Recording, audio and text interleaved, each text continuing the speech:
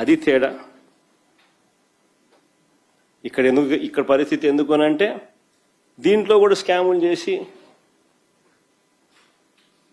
దీంట్లో కూడా డబ్బెత్తాలన్న ఆలోచన చేస్తూ ఉన్నారు కాబట్టి పరిస్థితి ఇది. ఇంత దిక్కుమాలిన పరిస్థితి నిజంగా రాష్ట్రంలో ఉంది అని అంటే చంద్రబాబు నాయుడు సిగ్గుతో తలంచుకోవాలి. అడుగుతాను, సీజన్ రాగానే రాష్ట్రంలో ఎంత విస్తీర్ణంలో పంటలు సాగు చేస్తూ ఉన్నారు అని ఎవరైనా లెక్కలు కడతారు కదా.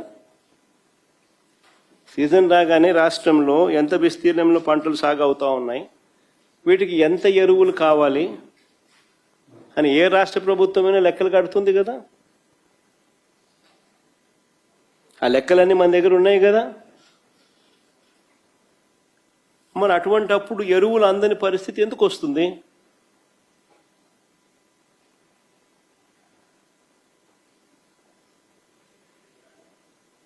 మొన్న ముఖ్యమంత్రి స్టేట్మెంట్ చూశాను, నేను ఆశ్చర్యపోయినా. నేను ముఖ్యమంత్రి గారు అన్న స్టేట్మెంట్, ఈ ఖరీఫ్లో 6,65,000 6.65 లక్షల మెట్రిక్ టన్నుల యూరియాను నేను సప్లై చేశామని, గత సంవత్సరంతో పోలిస్తే 97,000 టన్నులు అధికంగా ఇచ్చామని ముఖ్యమంత్రి స్టేట్మెంట్ ఇది.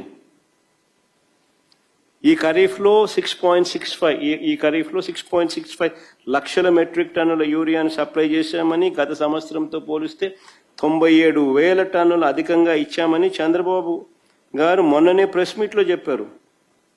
ప్లే చేయమ్మది ఒకసారి ఆయన అన్న మాటలు కూడా. దగ్గర 3 లక్షల టన్నులతో ఓల్డ్ బ్యాలెన్స్ ఉంది.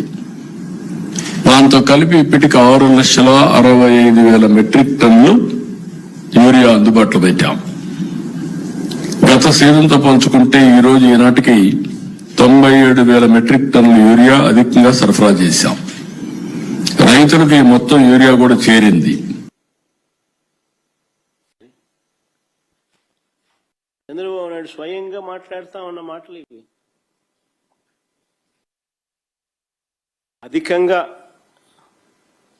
పాత బ్యాలెన్స్ కాక 3 లక్షల టన్నుల పాత బ్యాలెన్స్ కాక 6,65,000 టన్నుల యూరియాను సప్లై చేశామని, గత సంవత్సరంతో పోలిస్తే ఇది 97,000 టన్నులు అధికంగా ఇచ్చామని ఏకంగా ముఖ్యమంత్రి చెప్తా ఉన్న మాటలు ఇవి. నేను ఒకటే అడుగుతా ఉన్నా,